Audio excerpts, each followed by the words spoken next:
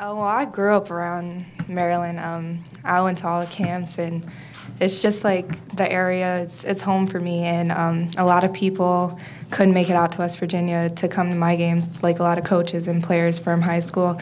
My mom comes to all my home games in West Virginia, so I know she's happy to be able to come to some games back home, invite some family members, some friends, and I'm just excited for a lot of people to come see me play that haven't gotten a chance to.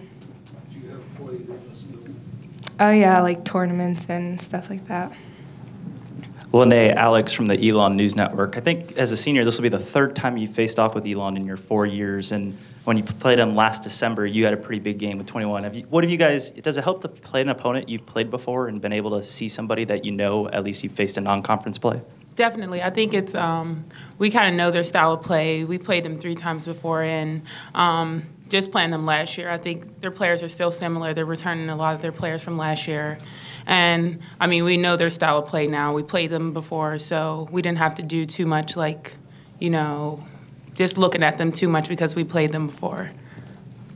Shania, as someone who runs the offense, I'm curious how you balance doing that with a lot of what Tynice does, which is getting shots in isolation. And does that balance change, you know, when she's having the kind of tournament she had at the Big 12 last week?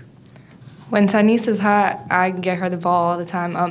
One thing Tynice does really well is running the court, and when she starts off running and gets some easy shots, she's pretty much unstoppable the rest of the game. So I know, like, that becomes my go-to during the game.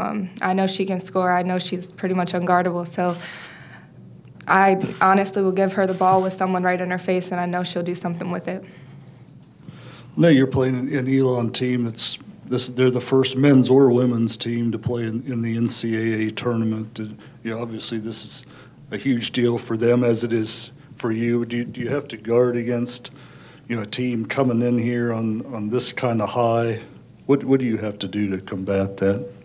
We just have to come out and play hard. I mean, we know everyone that comes to the tournament, they're going to play hard. Everybody plays at a different level when they come to the NCAA tournament, and it's just important for us to come out and play hard, play the basketball we know, execute our offense, and play hard on defense.